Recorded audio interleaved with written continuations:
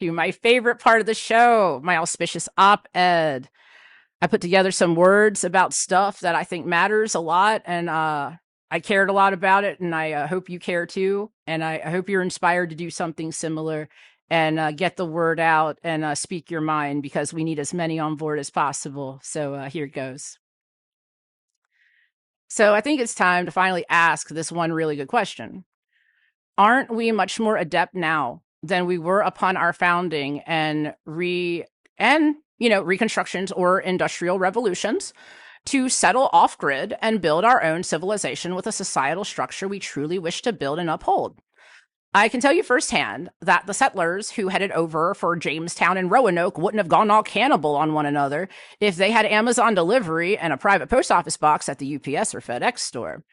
Perhaps they would have been better at building much needed agricultural and artisan skills with the help of mobile devices, YouTube, and off grid internet options. With a satellite phone and a weather radio, emergency planning is far easier for us in the 21st century than it was for any settlers in history. I think it's time to quite literally resettle our respective homelands and build from scratch everything we think a society should represent and encompass. The signs of impending catastrophe, societal collapse, and urban, although in many cases suburban decay, are not merely peering through the cracks, but are instead glaring heavily and beaming through the gaping holes.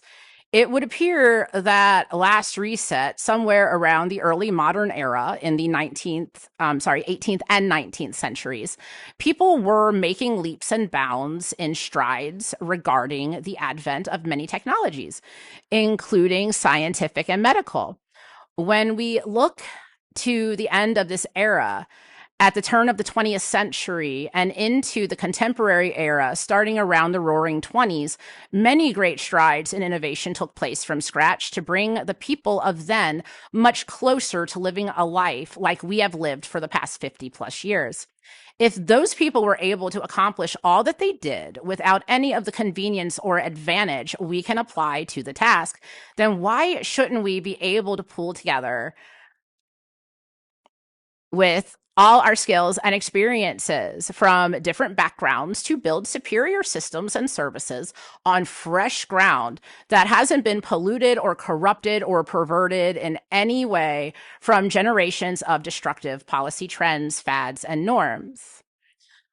Call me old fashioned, but I dare to bet that people who sincerely care about the work resources and services a society needs to thrive fruitfully would fulfill said roles and needs with higher quality and satisfaction than anyone profit focused or disgruntled like they are with the fruitless nightmare of a system being perpetuated and upheld by the dark cabal for the time being.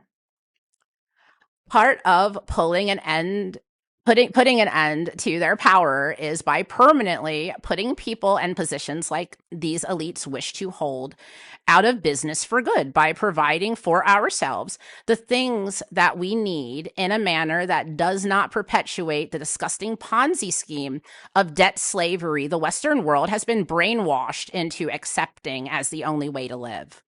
So many inferior parties have done so much with so much less than we have had at our disposal currently.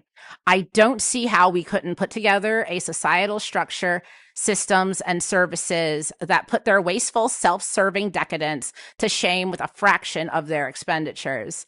I believe in us, and I hope you believe in us too. Let's not wait any longer to start building a better way to live. We were born for this great adventure.